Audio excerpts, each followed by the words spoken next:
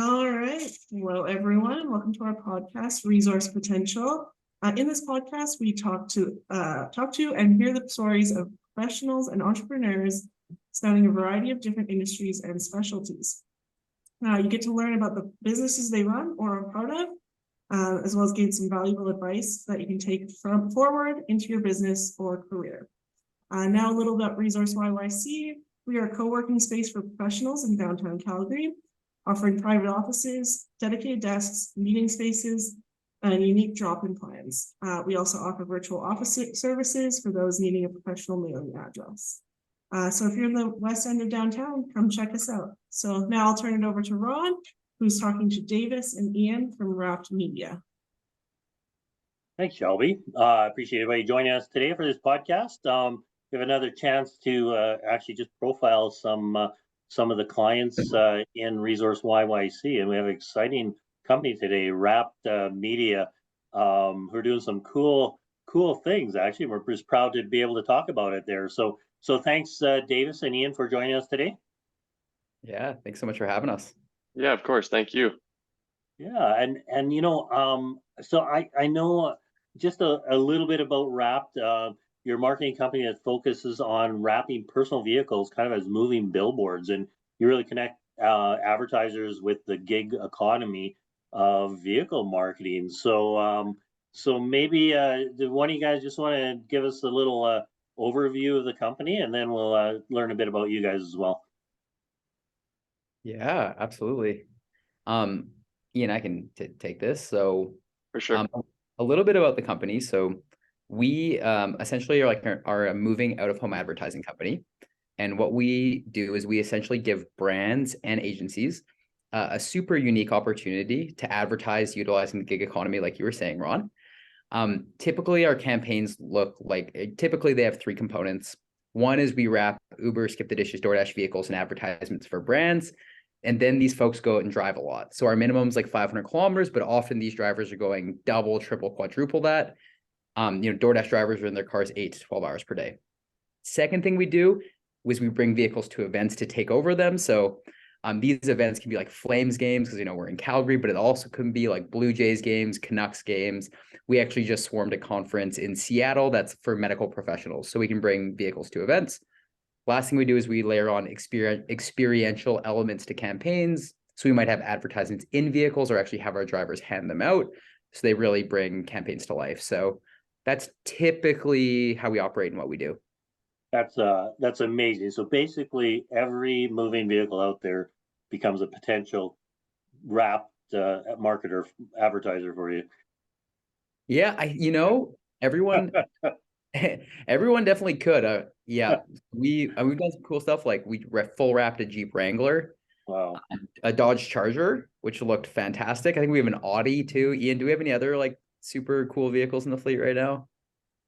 Yeah, I mean, every campaign seems to have a really unique vehicle. The Jeep Wrangler stands out. We've done an Audi and Infiniti, a lot of Teslas, which are really cool when they're wrapped. So yeah, those are a couple highlights for sure.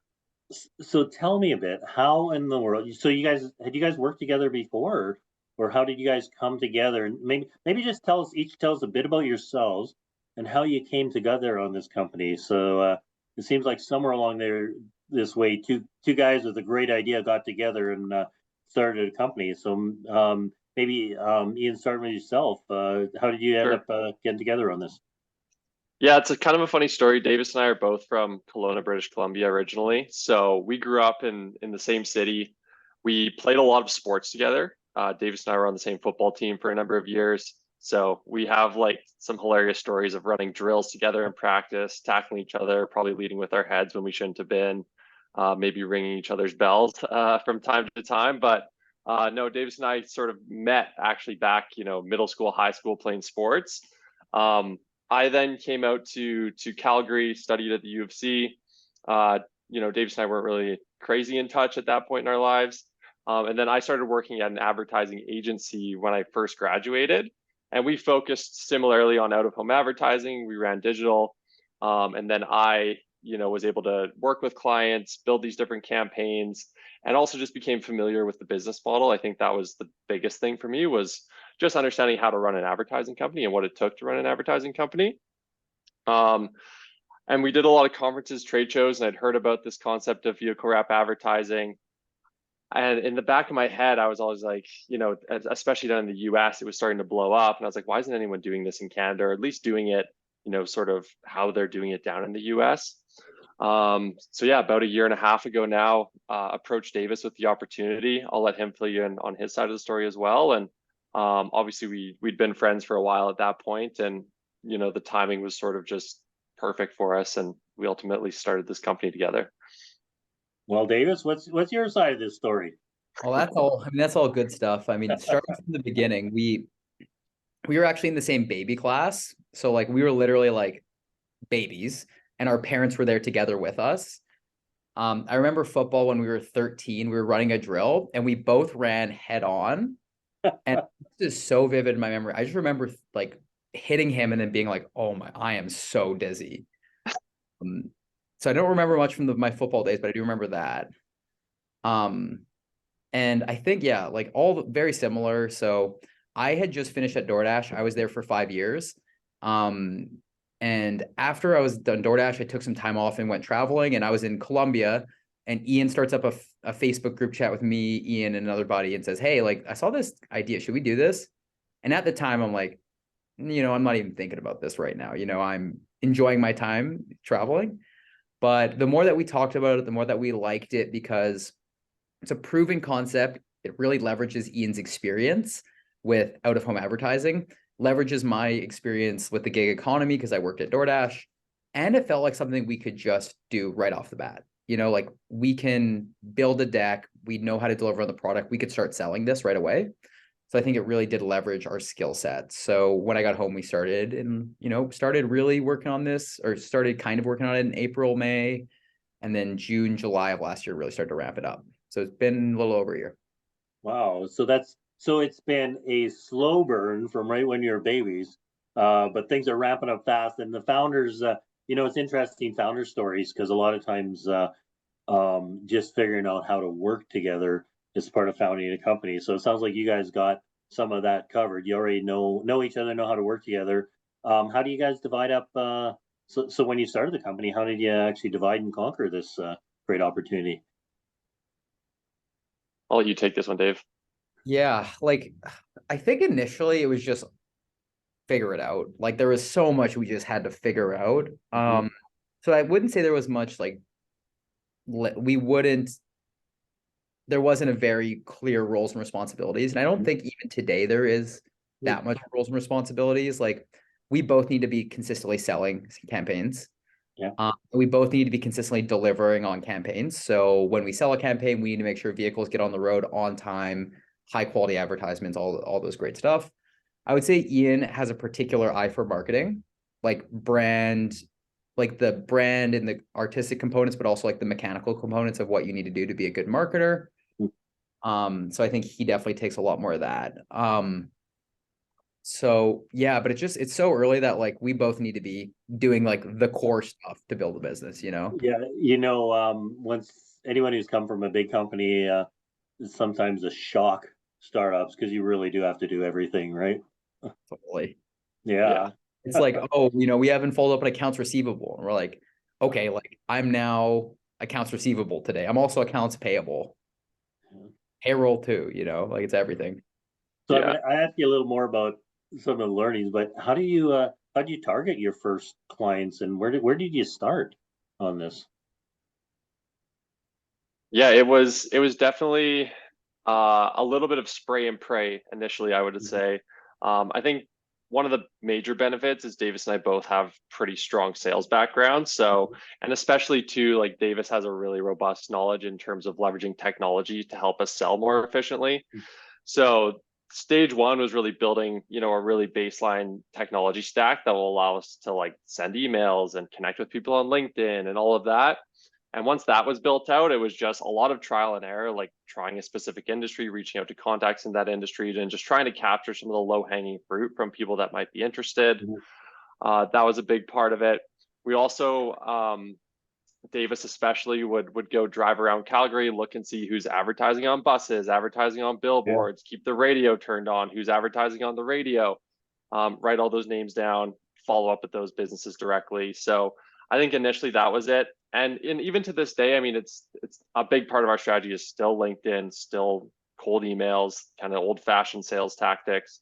But now we're definitely getting much more granular in terms of very personalized messaging, reaching out to specific industries, specific contacts, as well as reaching out to some of the big and small boutique marketing agencies that represent a lot of the big, more Fortune 500 type labels that you see advertising all around each city.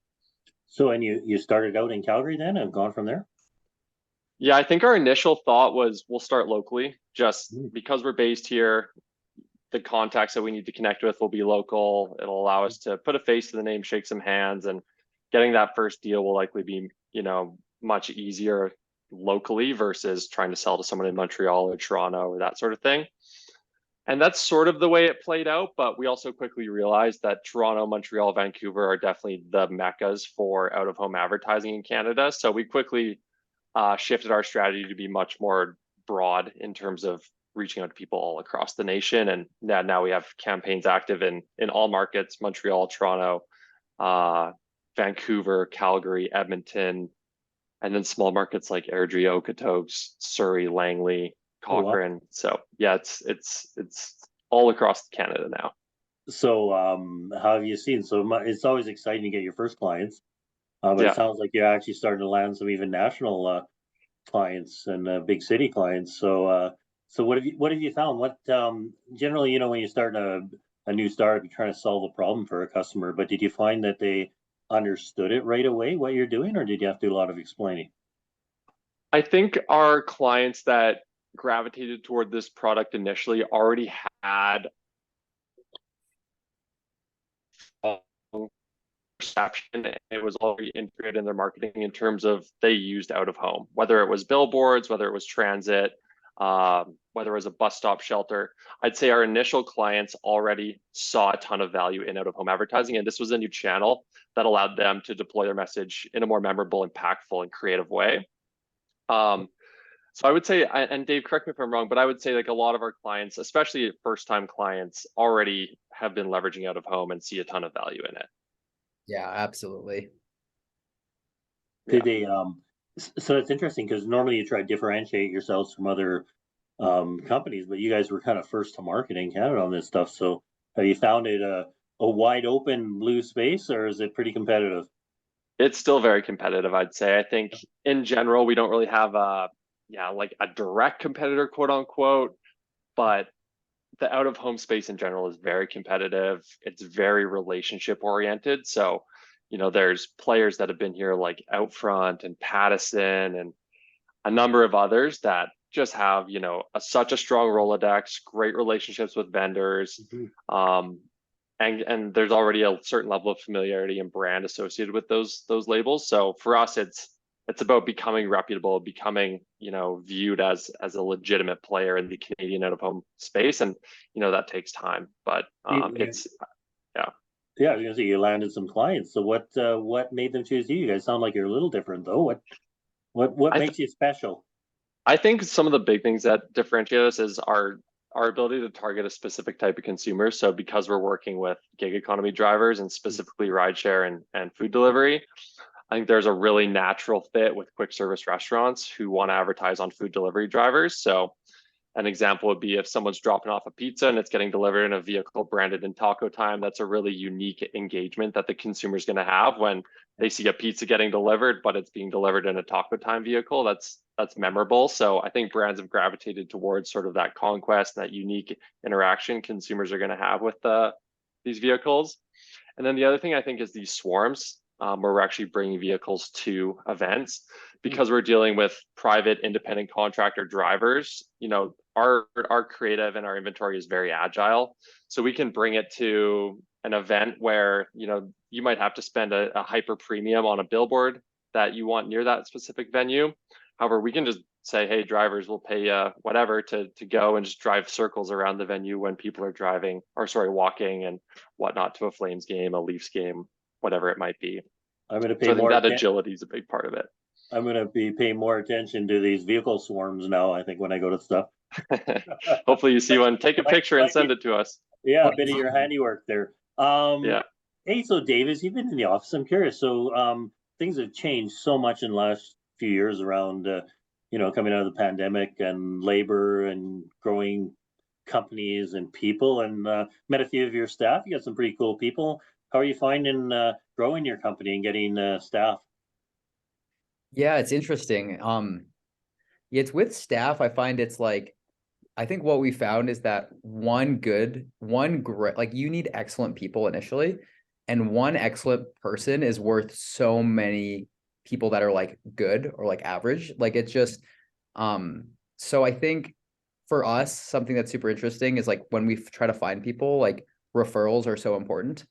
Smart people and hardworking people typically know other smart and intelligent people. I think a big thing that we've also learned is like learning to consistently nurture your network of folks that you've worked with, staying in contact with folks. So that when you do have a new open posting, you're able to find those people right away. Yeah, I think on like growing employees and ensuring that like employees are happy, a big thing for us is like giving junior folks ownerships of outcomes. Mhm. Hey employee, hey person, we need this outcome. Like, what do you need to help us get there? And then also understanding what employees want, like, where do they want to go in their career and their life and helping them get there. So it's been definitely exciting, like having new employees, but always a challenge, like finding and keeping great people. They're not all one degree of separation from Kelowna, are they? The Okanagan? No, these two we actually didn't know, but yeah, we could have a little Kelowna mafia going at one point. Watch out, Calgary in Canada. So yeah, do you have any funny stories or anything from your startup? I mean, you guys have done amazing already, but any challenges or funny stories along the way that you gotta keep track of when you're gonna become a huge company? We definitely have one. So first deal, I mean, we kind of landed a couple deals like very close, but first deal we really landed. And at the start, we were just trying like anything, throwing stuff at the wall and seeing what would stick, right? Like trying new value propositions, new ways to pitch. And we ended up signing this agreement with this technology company, like startup venture capital backed in the United States. And it was for 75 drivers in the United States. So 25 in Charlotte, 25 in San Francisco, 25 in Chicago. And the timeline was crazy. It was like 17 days to Wow. get there. And we had like never launched a campaign before. So me and Ian, like, no office. We like sit at my house, my then girlfriend, now fiance, sitting there, and we're like, okay, what are we gonna do? So like we then flew to Charlotte like the next day, and we were just acquiring drivers. So Ian, you can't see here, he's 6'5", and we thought Charlotte was gonna be warm, but it was like 1 degree Celsius and Oh humid. no. So it was freezing, and we're standing outside restaurants pitching drivers to join this campaign. You literally just stood out there and worked the street for drivers? Costed drivers. Hey, who are you? Do you want to do this? Wow. Yeah. So I'm curious, it's always that, there's that phrase, fake it till you make it, but however, there's also in a small business, don't spend cash till you have it, and don't waste an opportunity when it comes. So looking back, I mean, that sounds amazing. A great founder story. Did you learn lots from that? Anything out of that you go, wow, that what we weren't expecting that. Sure, you got this, buddy. Yeah, I think yes. The answer is yes. I think one of the biggest learnings that it taught us is that we don't need to actually go to these markets to find drivers. Oh, Because what ended up happening was we did all this we like hit the ground and we were standing outside ghost kitchens and McDonald's and whatnot, trying to talk to these drivers as they went in and out. We also posted on some job boards just online, and we found that the lead quality and lead volume we were getting from these online job boards was way higher than any lead that we'd get from actually just like cold pitching someone out in public. So what it was funny. We ended up like spending most of the time in Charlotte just in our Airbnb calling all these leads that were coming in from the job boards, which we obviously could have just done from Calgary as well. But ultimately that like we still use that same strategy with the job boards and whatnot to get drivers for campaigns to this day. So that was, I think, probably one of the biggest learnings in terms of how to acquire drivers.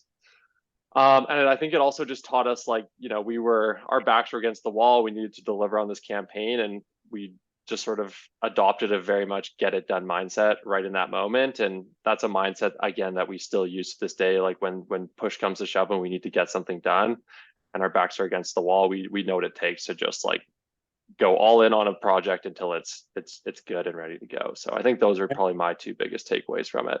And how did the campaign go? Yeah, I mean, well, I think we like client loved it, gave us like a 9 NPS out of 10. Yeah. I think we acquired like 108 drivers. Wow. And also like 2 ulcers in like my lower intestine, probably. So it went well. I think some other funny points to just note that are hilarious. One is like I thought I had international calling, so then I get my phone bill and it's $700. Like, okay, that's a learning right off the bat. I think second is like this company was this classic venture-backed company, needs to grow incredibly fast. We start getting wind that there might be something not great happening, and then we have like an accounts they paid their first invoice, second invoice. They're probably like net 60 late. They're late 60 days. Yeah. And we're like, hey, we need to collect on this. So we get the CMO on the phone and he's like, hey, like we're raising a bridge round of financing. It's going to come through. And we're like, okay, well, if you don't pay your direct mailer vendor, like that's not going to impact them. If you don't pay us, that's like a huge impact to our company. Yeah. So they ended up paying us. They raised that bridge round of financing. But then probably 75 days later, they go out of business. Oh. They literally like ceased operations. Okay. So there's a little tip. I was going to ask you if you had any advice for aspiring entrepreneurs, but accounts receivable is huge, and you're not the only one I've heard talk about that. Yeah, I think accounts receivable. Also, I think I would just tell anyone that's like considering, it's like way better to be in the ring than to be like looking in the ring. Like I for so long would listen to like entrepreneurial podcasts and like think about doing it. But it's way better to be doing it than like looking at it, like it's just way better to just have your hat in the ring and like go getting after it. Ian, you had something to add there? No, that I 100% agree. Yeah. So where do you guys see yourself in 5 years? Yeah, I think it's interesting. Davis and I were talking about this question in particular before the podcast because it's still so early for us that it's hard to know exactly where we'll be in 5 years. I think there's a few things that are really exciting to us right now in the trajectory of our business. I think one of our main goals is to be one of, if not the biggest, transit or moving out of home advertising company in Canada. Whether that takes us 5 years to get there or not, I'm not sure, but that would definitely be a big, hairy goal for sure. We also see opportunities to continue to diversify our product line throughout the gig economy and further support gig drivers by offering them, different products that they can offer to their riders and whatnot that allow them to increase their earning potential as gig drivers. There's also the potential for mergers, acquisitions, all that sort of stuff. But I think at our core, our goal is to grow this business and be one of the major players in the moving out of home transit industry for sure.